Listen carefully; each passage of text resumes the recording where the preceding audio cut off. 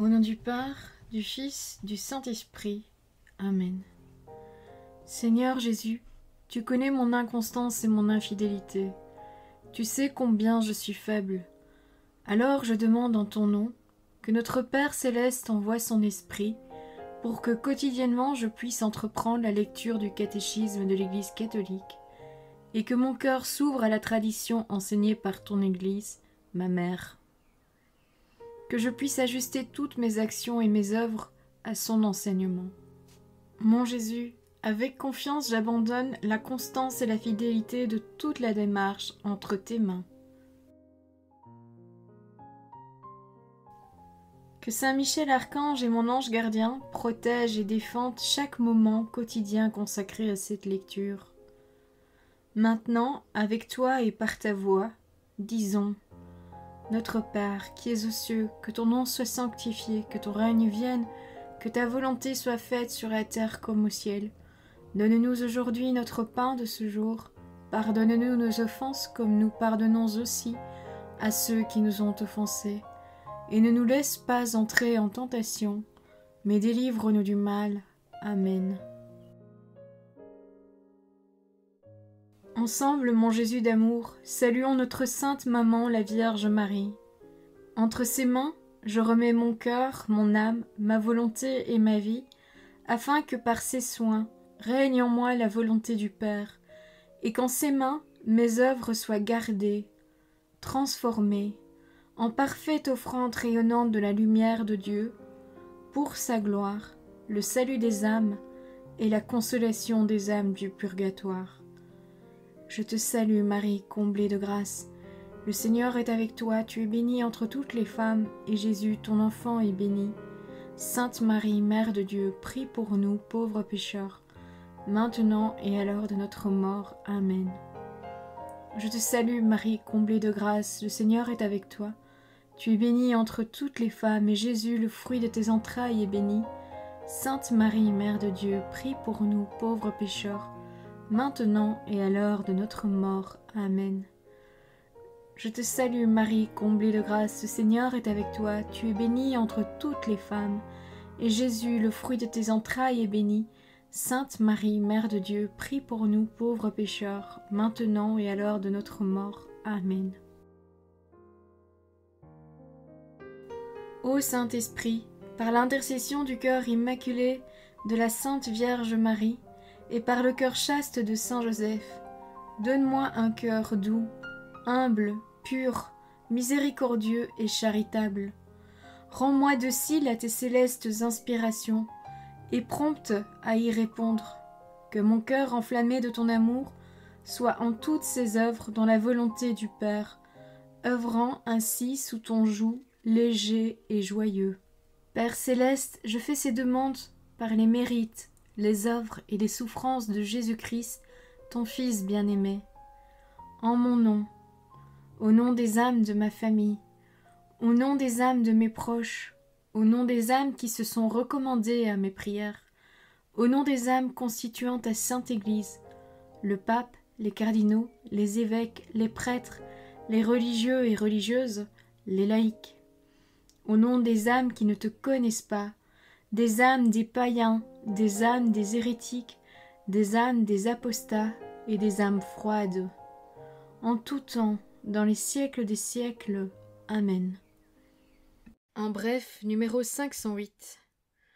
Dans la descendance d'Ève, Dieu a choisi la Vierge Marie pour être la mère de son Fils. Pleine de grâce, elle est le fruit le plus excellent de la rédemption.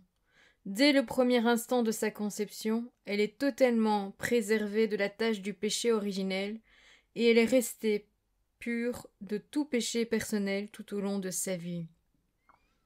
Numéro 509. Marie est vraiment mère de Dieu puisqu'elle est la mère du Fils éternel de Dieu fait homme, qui est Dieu lui-même. Numéro 510. Marie est restée vierge en concevant son Fils, vierge en l'enfantant, vierge en le portant, vierge en le nourrissant de son sein, vierge toujours. De tout son être, elle est la servante du Seigneur. Voir l'Évangile selon saint Luc, chapitre 1, verset 38. Numéro 511. La Vierge Marie a coopéré au salut des hommes avec sa foi et son obéissance libre. Elle a prononcé son oui au nom de toute la nature humaine. Par son obéissance, elle est devenue la nouvelle Ève, mère des vivants. Paragraphe 3. Les mystères de la vie du Christ. Numéro 512.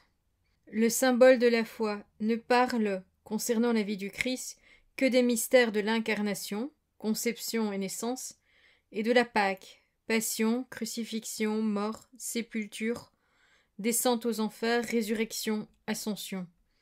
Il ne dit rien explicitement des mystères de la vie cachée et publique de Jésus, mais les articles de la foi concernant l'incarnation et la Pâque de Jésus éclairent toute la vie terrestre du Christ. Tout ce que Jésus a fait et enseigné depuis le commencement jusqu'au jour où il fut enlevé au ciel, voir le livre des Actes des Apôtres, chapitre 1, versets 1 et 2, est à voir à la lumière des mystères de Noël et de Pâques. Numéro 513. La catéchèse selon les circonstances déplora toute la richesse des mystères de Jésus. Ici, il suffit d'indiquer quelques éléments communs à tous les mystères de la vie du Christ, pour esquisser ensuite les principaux mystères de la vie cachée et publique de Jésus. Premier point, toute la vie du Christ est mystère. Numéro 514.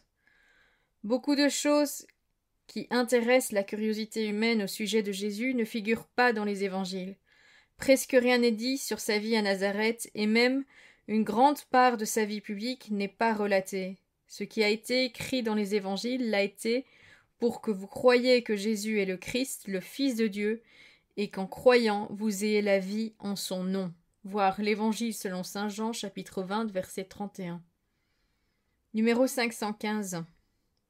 Les évangiles sont écrits par des hommes qui ont été parmi les premiers à avoir la foi, et qui veulent la faire partager à d'autres. Ayant connu dans la foi qui est Jésus, ils ont pu voir et faire voir les traces de son mystère dans toute sa vie terrestre. Dès l'ange de sa nativité jusqu'au vinaigre de sa passion, et au suaire de sa résurrection, tout dans la vie de Jésus est signe de son mystère. À travers ses gestes, ses miracles, ses paroles, il a été révélé qu'en lui habite corporellement toute la plénitude de la divinité. Voir la lettre aux Colossiens chapitre 2 verset 9. Son humanité apparaît ainsi comme le sacrement, c'est-à-dire le signe et l'instrument de sa divinité et du salut qu'il apporte. Ce qu'il y avait de visible dans sa vie terrestre conduisit au mystère invisible de sa filiation divine et de sa mission rédemptrice. Voilà, c'est tout pour aujourd'hui. Je vous souhaite à tous une bonne et sainte journée. Que le Seigneur nous bénisse tous et nous donne sa paix. Que notre ange gardien veille bien sur chacun d'entre nous. Au nom du Père, du Fils, du Saint-Esprit. Amen.